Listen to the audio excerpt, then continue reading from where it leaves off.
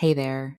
I just wanted to let you know that next week I will be offering a free live VBAC prep workshop called 3 Steps to Have an Empowered VBAC, even without a supportive provider. The 2 sessions will be on Wednesday, October 9th at 12 p.m. Eastern Standard Time. The second session is Tuesday, October 15th at 2 p.m. Eastern Standard Time. You don't have to attend both. You can attend either one, or you can attend both if you'd like. Again, this will be live. Some of the things I'll be covering in the workshop are how to shift from fear and doubt to confidence and empowerment when it comes to your VBAC, the power of effective communication and boundary setting, and how you can still have a strong support system even without a supportive provider. This workshop is perfect for anyone, whether you're trying to conceive or currently pregnant and preparing for a VBAC. Again, the 2 dates currently being offered are Wednesday, October 9th at 12 p.m. Eastern Standard Time and Tuesday, October 15th at 2 p.m. Eastern Standard Time.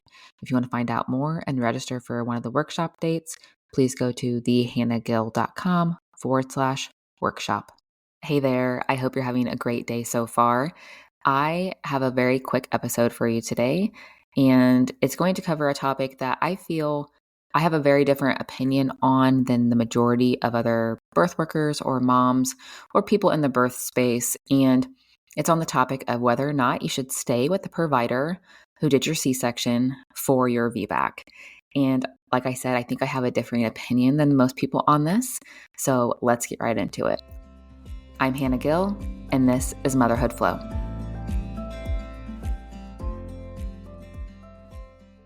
Now, let's start out with the top 2 reasons you may not want to stay with the same provider who did your C-section. The first is if your C-section and your birth experience was traumatic. And even if it was traumatic, I'll get into the nuance of that. But if it was traumatic, you may not want to stay with the same provider because it could trigger and bring up issues with that trauma. It could interrupt your birth for your VBAC and your headspace for that. So that is one reason you may not want to stay with the same provider. The second is if you do not feel comfortable and trusting of that provider and they were in some way coercive or mistreating, or maybe their C-section rate is super high and they're C-section happy. That's another reason you may not want to stay with the same provider for your VBAC that did your C-section.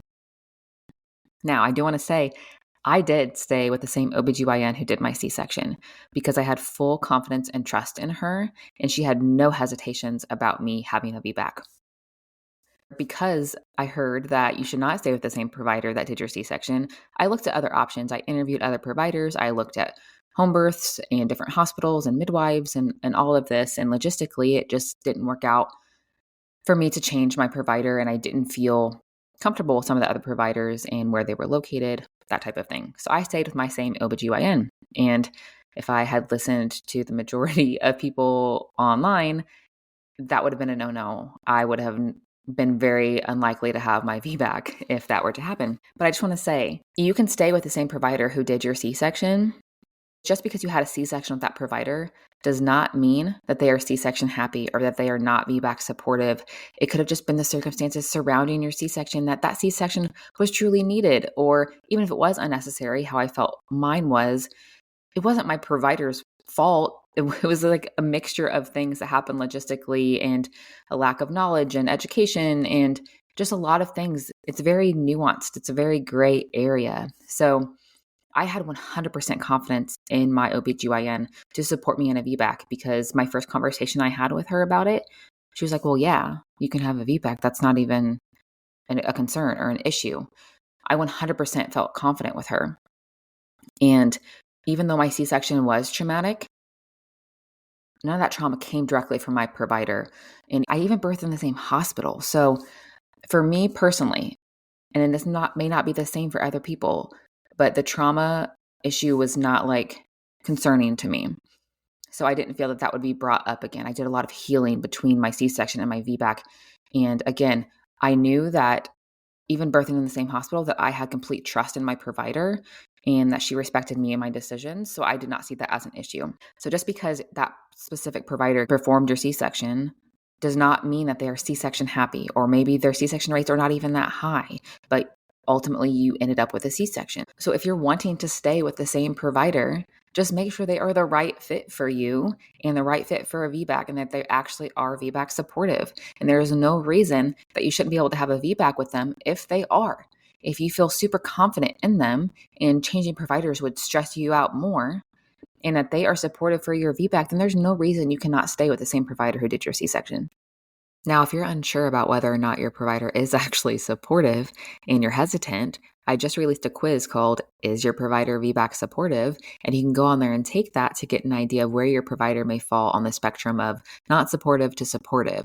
Now, if you want to take that quiz, you can go to thehannahgill.com/quiz, and that'll give you an idea of where your provider may fall on the supportive spectrum. Now, if you're wanting to stay with that same provider, but they aren't very supportive and you're just wanting to stay with them because logistical reasons or insurance reasons, then you're going to have to prepare in different ways, because that provider is probably not the best fit for you and your VBAC goals. So you're going to have to prepare yourself and your partner or your doula or whoever is with you in different ways, knowing that that VBAC provider or that provider is not the best fit for a VBAC.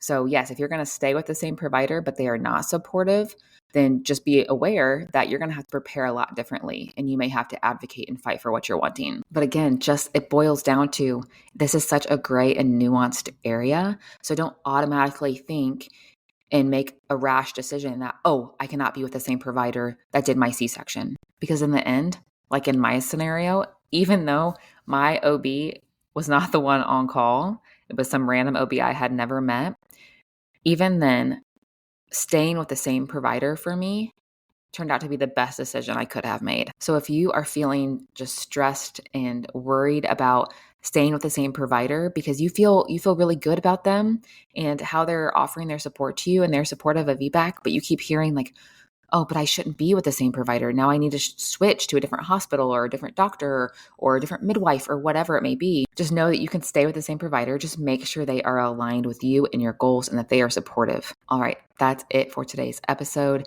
Thank you so much for listening. If you enjoyed today's episode or any of the other ones that you've listened to, please share with a friend, family member, or someone you know that is wanting to have a VBAC. Go to your podcast platform that you listen to, leave a rating and review. I really, really would appreciate it. And until next time, keep flowing. You just finished another episode of Motherhood Flow. For more, head over to thehannahgill.com or on Instagram @thehannahgill. As a reminder, this podcast is provided to you for educational and entertainment purposes only. It should not be considered a substitute for medical advice. Until next time, keep flowing.